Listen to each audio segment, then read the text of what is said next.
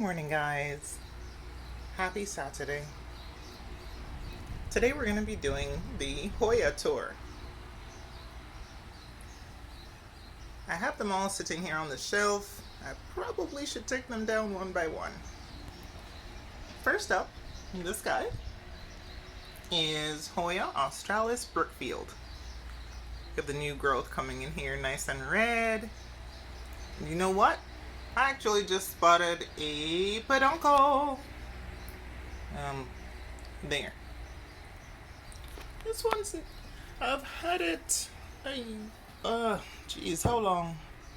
2 years? I don't even know. A year. You know, checking the tag might help. Did I write it down? Let's find out together. 2023, March 2020. All right. There we go. This one is supposed to have nice white umbels. Pretty blooms, very highly scented, so I guess we will see. Right here is EPC, Prussian Burei, black leaves, pushing out another peduncle. Well, actually, these are just new buds. It dropped the ones that were in the previous video.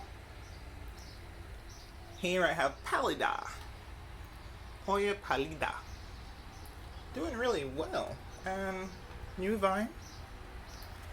Here we have Parasitica Splash with a nice big bunch of buds and another bunch of buds. Focus.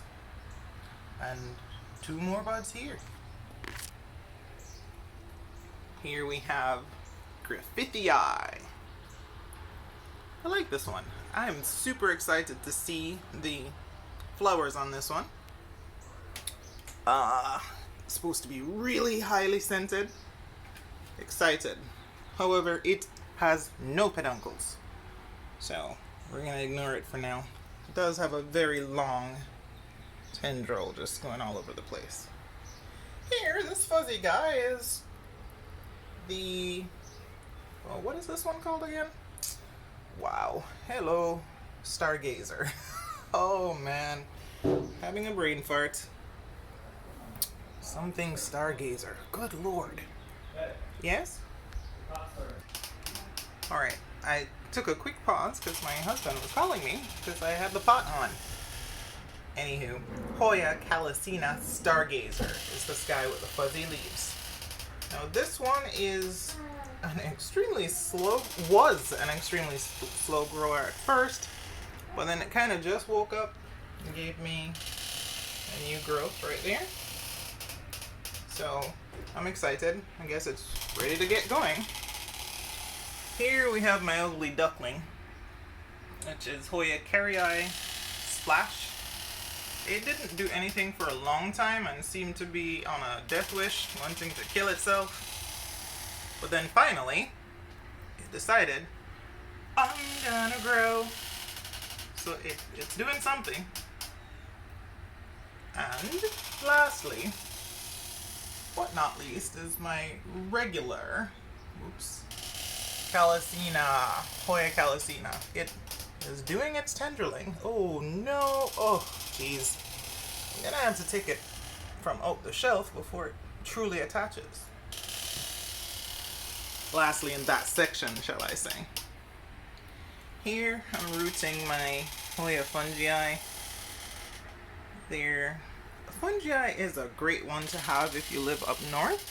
It can actually take light frost, and for us here in the north, it's perfect. Look at that big old leaf.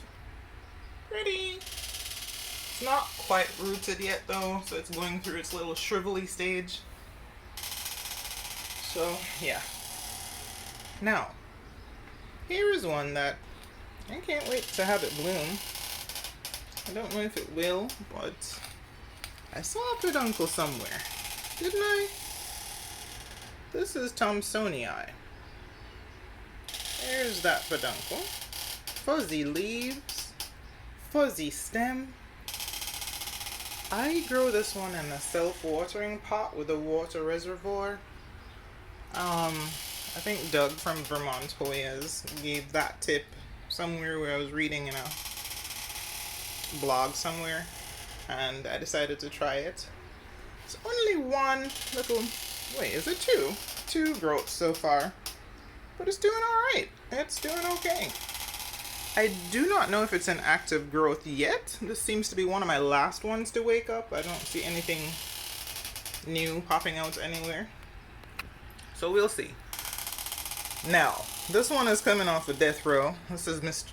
David Kumingii.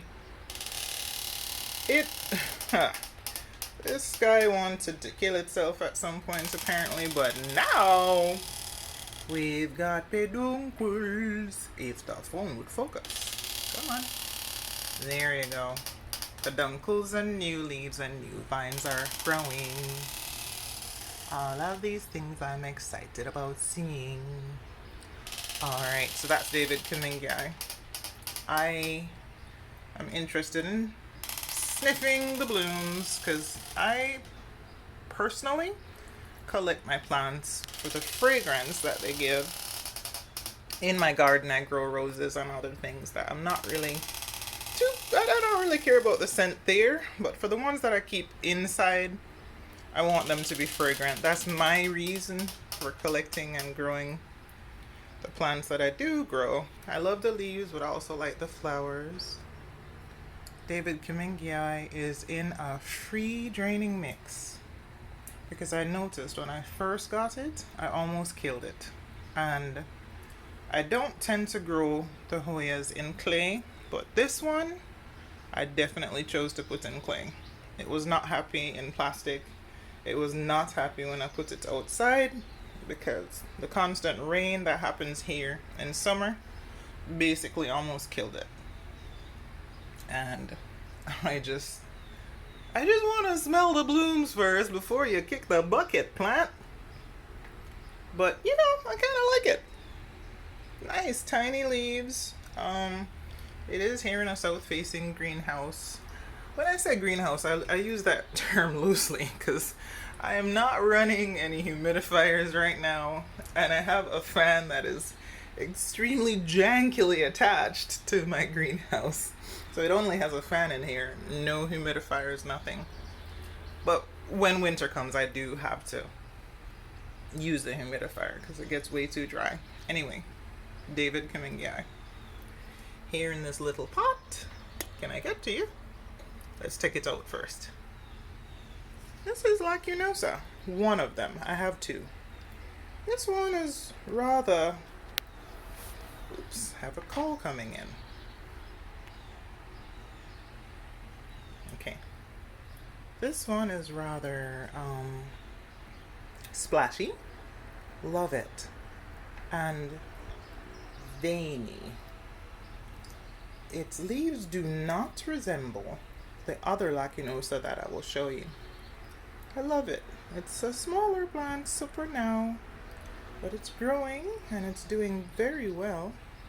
I like it. That's one of my Lachinosas. As you know, Lachinosa has the nice florally fragrant blossoms. I'm looking forward to that. I've grown Hoya Lachinosa for, gosh, now near 10 years. It was my first Hoya. I ended up selling my entire Hoya collection some years ago when I had a medical emergency in my family and I wanted to help. So I sold quite a bit of my collection to be able to afford helping my family. But here we go, we started again, you know. Family is important. All right, my other little friend, this is Hoya obovata. You know, it doesn't say splash when I bought it, but this one's got the splash going on. The leaves that grew in my care are definitely splashy.